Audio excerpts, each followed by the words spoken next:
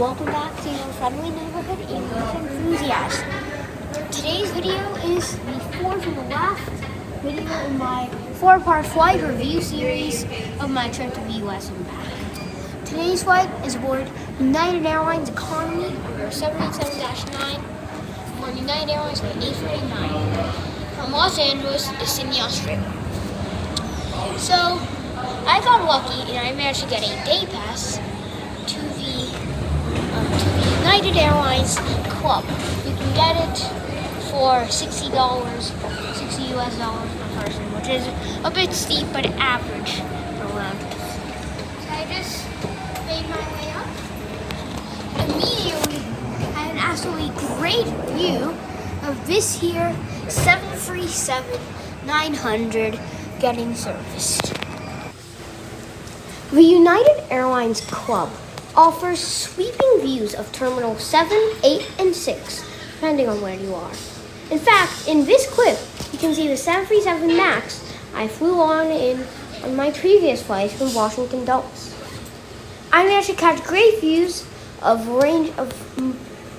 different ranges of aircraft, including a special livery Boeing 757-200. This was in the California livery. I also managed to catch multiple 737s, some MAXs, some NG, and some NG variants. These views of Terminal 7 are not the only ones at the United Lounge, which actually spans over 20,000 square feet above Terminal 7. There are 4 aircraft seen at Terminal 8, which is a United Express terminal, but sometimes has other mainline United jets. That evening, it included one 737, one Embraer 170, and 2 Embraer 175s. The other side of Terminal 7 also can be seen from the lounge, and it boasts some more exciting aircraft from the United fleet. There are 2 757s shown here, the farther one being a 300 variant and the closer one being a 200 variant. Additionally, there are 2 Airbus A320s also belonging to United, farther at the terminal, and a previously shown Kalitta Air Boeing 747-400 freight. I also managed to get footage of the landing at Air France Boeing 777-200, which can be seen right over here.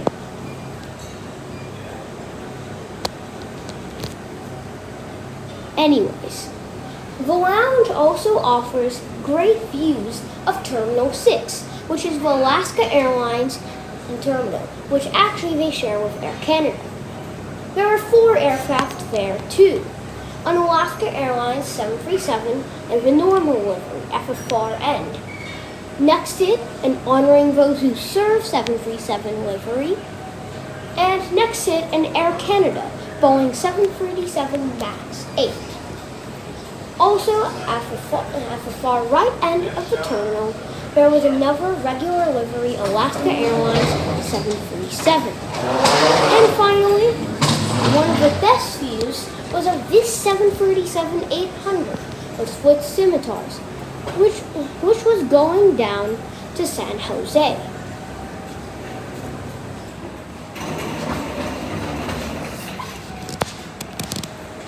Apart from boasting these wonderful views of the aircraft, the United Club also offers tons of seating and lots of food.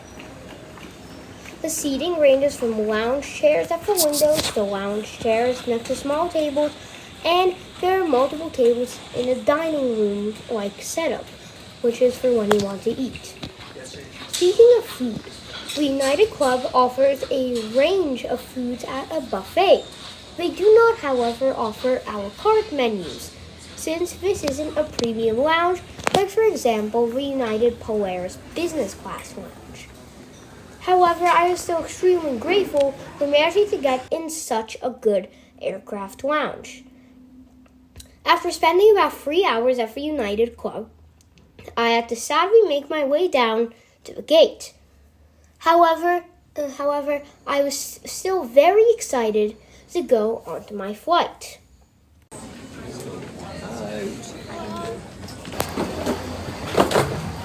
So here I am. I am about to board United Airlines flight 839, service from Los Angeles to Sydney. Hi there. Hi there.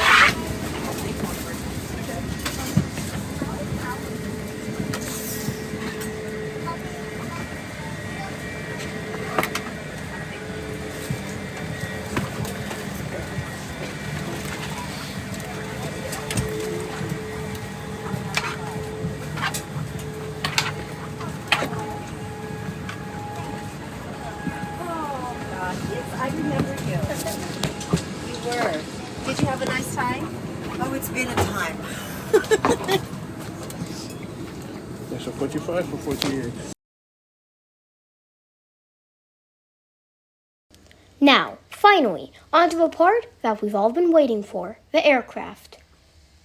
Today's aircraft, taking me from Sydney to Los Angeles, was at the time of video release, 8 years old, Boeing 787-9 Dreamliner, registered November 36962. It is in the old standard livery, which obviously this is the pre-2019 one.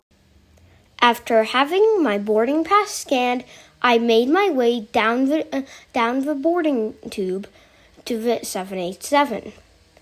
This was the first time I'd actually ever flown on a United 787, but I have flown on a 787 before on American Airlines. I have a review of that in Premium Economy.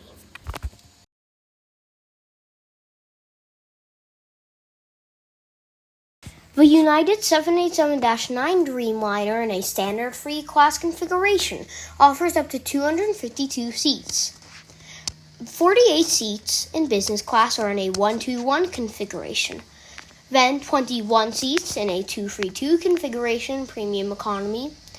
Then 39 seats in Economy Plus. They have extra legroom seats in a free configuration.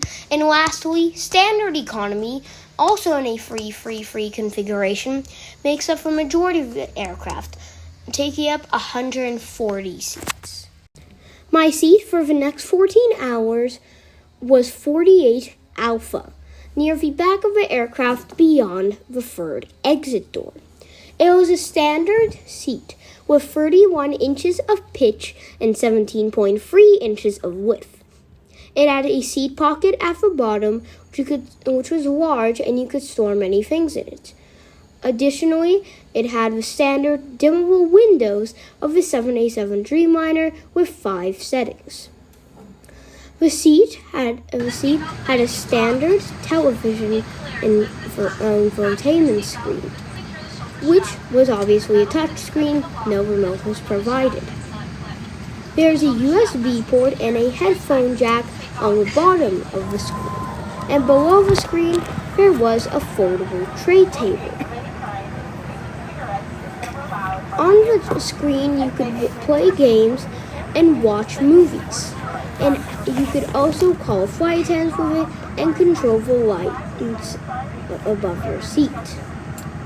On this flight, Wi-Fi was offered, however, you could only access the United app with it.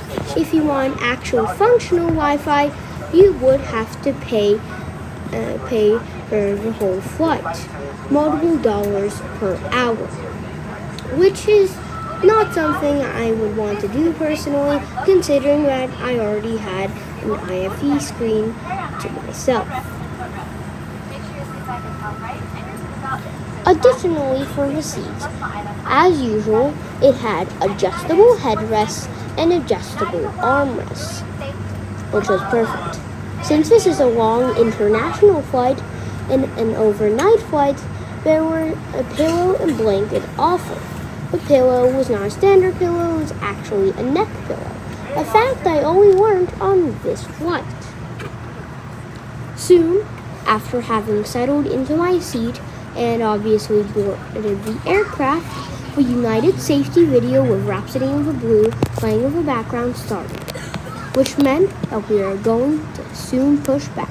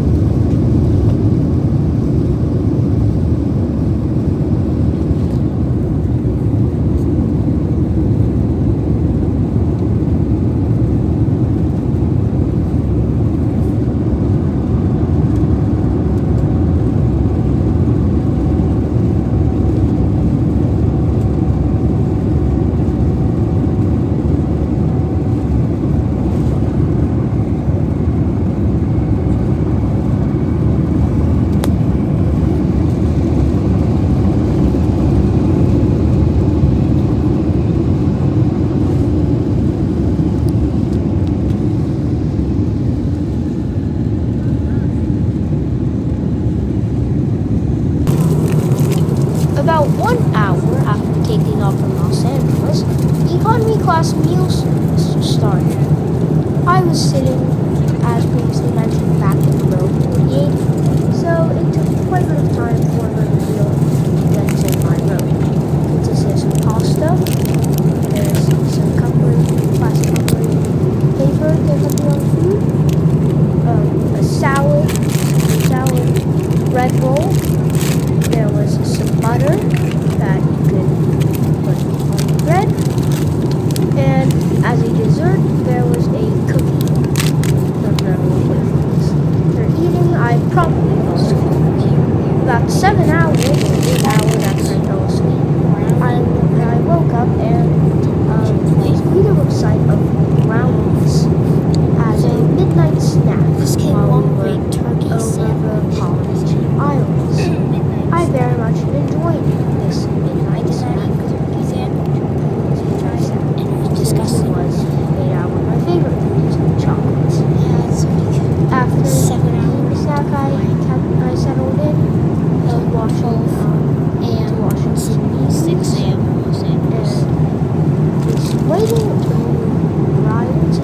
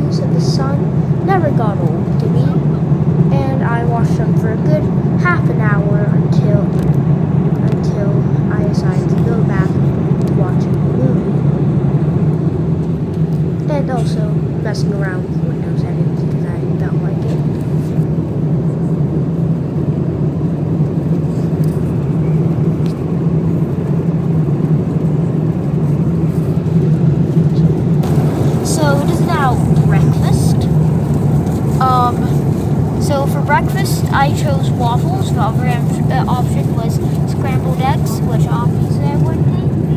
Airplane omelets perhaps are very bad. So waffle, I think it's covered in maple syrup, maybe some jam. There's more strawberry jam here on the side.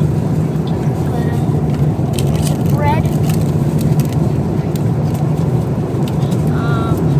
butter, some peach yogurt, some fruit. Oh, turns out this isn't bread. No, this is a croissant. This is a croissant. And here we have some cutlery and a napkin. Plastic packaging, as expected. Unlike on American Airlines, they had real metal cutlery. It was good. Well, guess now it's time to eat. Soon after, our breakfast trays were collected by flight attendants. We started our final descent into Sydney. This is a view of the city about 15,000 feet above. As you can see, there's the Sydney Harbour Bridge, often called the Coat by locals, the Opera House, built in 1973, and the rest of central business district, including the Crown Hotel and Sydney Eye. After that, you can see the northern suburbs, such as Cremorne, Mosman, and Newport Bay.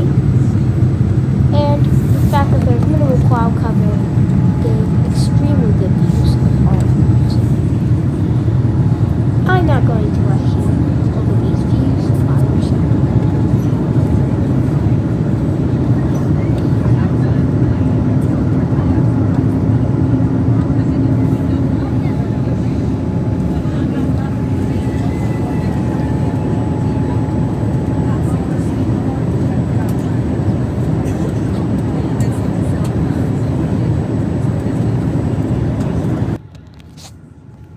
As we got lower and lower, there was a bit of mist, but you could still make out the familiar Anzac Bridge and the Sydney Eye along with the rest of the CBD.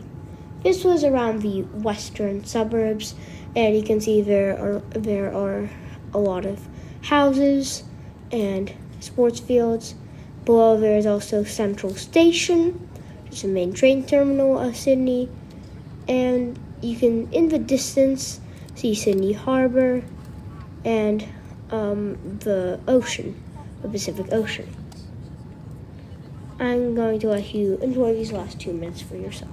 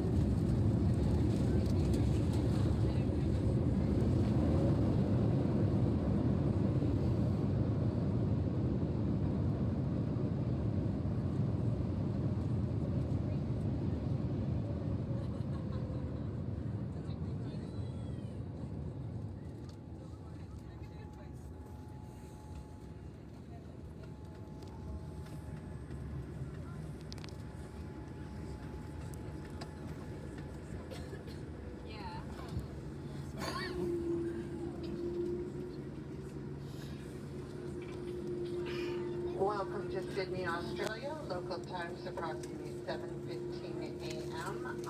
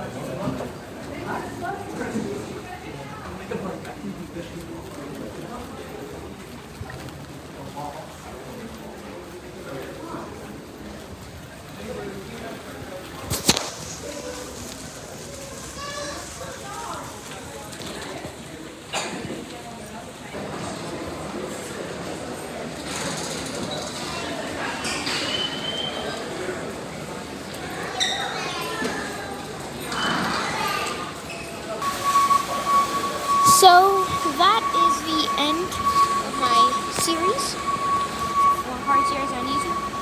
Thank you for watching my series, whoever did. This is a special thank you to most people, and also a special thank you to everyone who generally watches my YouTube channel and has subscribed. Just a reminder, before